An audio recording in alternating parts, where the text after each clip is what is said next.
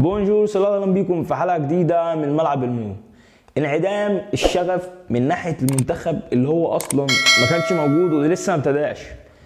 منتخب النهارده بيقول لك انت جاي تشجعني وبتاع بقى وعايز فوز وبتاع. انا الماتش ده اصلا قادر اخلصه 3-4، بس بقول لك لا فكك مني، انا مش عايز وجع دماغ. نهارك ابيض يا عمنا، اسرح بعيد عني يا عم، مش مستاهل العمليه، انا اللي فاهم اللي مكفيني.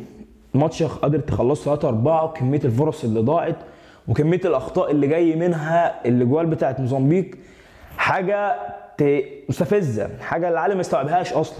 يعني انا ابقى متعادل مع موزمبيق، اضعف منتخب في المجموعه بتاعتي، واللي الكل متوقع ان انا اكسبه، اتعادل معاه 2-2. ولا مش كده بس، انا مش متعادل معاه في وقت الاصل بتاع المباراه، انا متعادل معاه في البلاس 90 ومن ضربه جزاء ما كانتش هتدخل لولا بركه ربنا.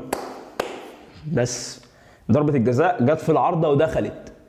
يعني انت النهارده كنت ممكن تطلع من الماتش ده خسران الماتش، وده كان شيء انا كنت متوقعه.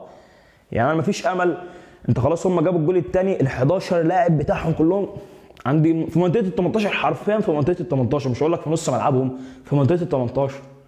مفيش كره عايزه تروح، اللي هو بقى الكره بتاعت مصطفى محمد اللي هو بالنسبه لي ارجل لاعب في المباراه. اللاعب الوحيد اللي كان بيأدي، اذا كان هو او تريزيجيه، لاعب بيلعب. انا محترف في اوروبا يا عم، بس عادي فيها ايه، انا بلعب باسم منتخب بلدي، بلعب باسم منتخب بلدي ولابس التيشيرت بتاع المنتخب بتاعي، فاعمل اللي انا اقدر عليه وبزياده. كل حاجه اقدر عليها بعملها. مصطفى محمد النهارده بيعمل كده. بلعب في نانت في فرنسا ولاعب اوروبي، بس لا، ده منتخب بتاعي. عكس ناس تانية كل لعبها بيبقى بحرص. ده اللي انا شايفه. تعال نتكلم على خطه فيتوريا اللي عاملها النهارده، وامسكها لك كده من تحت لفوق. الشناوي تمام، مفيش اختلاف عليه، عم وعم عيالي وعم اي حد بيقول غير كده كذاب. محمد حمدي الباك الشمال لمنتخب مصر، علامه استفهام كبيره على محمد حمدي. محمد حمدي النهارده الاجوال كلها انا بشوف ان اللعب اصلا من جبهته هو، كل حاجه الجبهه بتاعته هو، ادواره الدفاعيه زي الزفت، مفيش ادوار دفاعيه. ليه انا مش بلاعب احمد ابو الفتوح؟ يعني احمد ابو الفتوح ده مش بيلعب ليه؟ هو انا جايبه من الزمالك ليه؟ طبعا عشان اركنه. لكن انت لو هتتكلم كخبرات على البطوله، ولو هتتكلم كاداء، انا بالنسبه لي احمد فتوح احسن بكتير. احمد فتوح احسن، فانت مش ملاعبه. محمد حمدي ادوار هجوميه بس، مفيش ادوار دفاعيه، كان اللعب كله من جبهته. نروح الناحيه الثانيه عن محمد هاني اللي العيال بتلعب فيفا من ناحيته، بيلعبوا بالصليبه يعدوا منه. حاجه انا برده ما شفتش لعب على محمد هاني كتير، عشان الجبهه اليسرى بتاعت المنتخب هي اللي كان فيها الشغل، وهي اللي كان جاي منها الجون الاول اصلا. فالجبهه اليمنى ما كانش فيه عليها شغل كتير زي الجبهه اليسرى بتاعت محمد حمدي. تعال بقى نتكلم عن الاثنين سنتر باك، وهو حجازي وعبد المنعم، اللي النهارده انا كنت مصدوم من الاداء بتاعهم. تمركز ناشئين، مش ناس دوليه بتلعب لمنتخب مصر، ولاعيبه او سوبر ستار نقول، مش عارف اقول ايه، لعيبه مستواهم اللي احنا بنشوفه منهم على طول فوق الممتاز زي ما بيقولوا يا جدعان. واحد بيلعب في اتحاد جده والتاني في الاهلي ولاعب مونديالي وبتاع. مش عارف والله، ما عارف. تمركز ناشئين، كوره الجون الاول الواد طالع دخل من وسطهم، طلع ركب الكوره لوحده حط الكوره جول.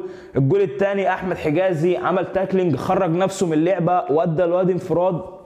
نقول الدفاع بتاعنا كده على الملأ شوربه على الدغري. تعال بقى نروح على وسط الملعب.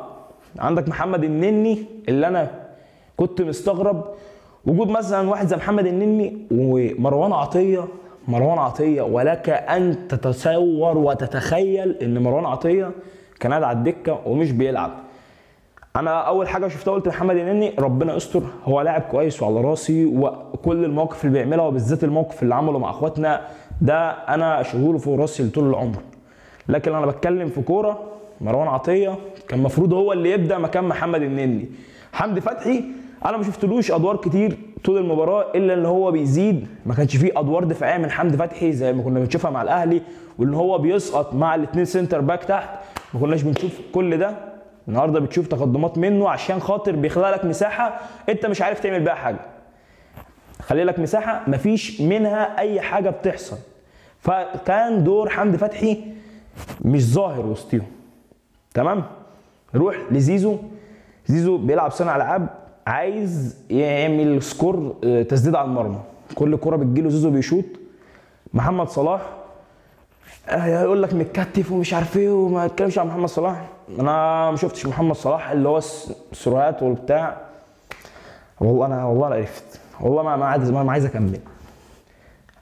تريزيجيه كويس، اللعب بتاعه جاب على المرمى وبيروح بيرقص ويعدي. لكن ما نيجي نتكلم عن راس الحربه بتاعي اللي انا شايف ان هو فعلا احسن لاعب في المنتخب في اخر فتره هو مصطفى محمد، واللاعب اللي هفضل اشيد بيه مره واثنين وثلاثه واربعه. بعد كده رحت انت مقرر تعمل التبديلات بتاعتك، رحت انت ساحب تريزيجيه ومنزل مرموش، تمام، سرعات ومهارات وبيصوي وبتاع، تمام. رحت ساحب محمد هاني اللي الجبهه بتاعته ما كانش عليها شغل اصلا، يعني في الفتره اللي انت سحبت فيها محمد هاني ونزلت عمر كمال معاك فيها ماشي، ما عنديش مانع في التبديل، بس اللي كان الاولى يخرج الاول هو محمد حمدي. محمد حمدي وكنت تنزل فتوح، لان اللعب كله اصلا اغلبيه الماتش كانت الكوره على الجهه اليسرى اللي هي ناحيه مرموش واسمه محمد حمدي.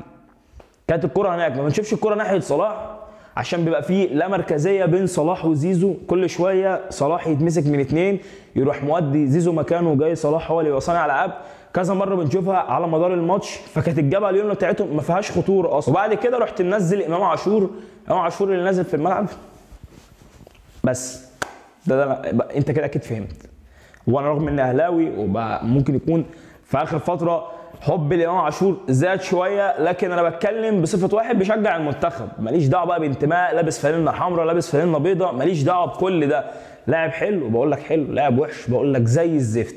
امام عاشور النهارده اللي بيعمل عمايل غريبه، عمل ثرو باص كان عايز ينحر محمد حمدي، والله العظيم كان عايز ينحره اكتر ما هو منحور، يعني هو مش ناقص يا عم، والله ما ناقص. طلعت الكرة في الكورنر، لا ده زي الزفت.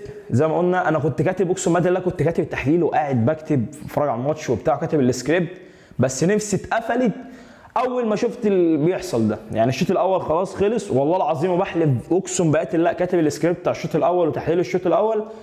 الشوط الثاني ما خدتش حاجه، ما رضيتش اكمل، خلاص هعمل ايه؟ فربنا يستر على الماتشين اللي جايين. انت عندك ماتش غانا يوم الخميس الجاي، فربنا يكرم ونشوف بقى. اي نعم لو خدنا الماتشين الجايين هيبقى 7 نقط، ومش بتفائل بالسبع نقط بدايات، والله العظيم مش بتفائل بالسبع نقط دي. كده نكون وصلنا لنهايه الحلقه، نشوفكم الحلقه الجايه، دمتم بخير.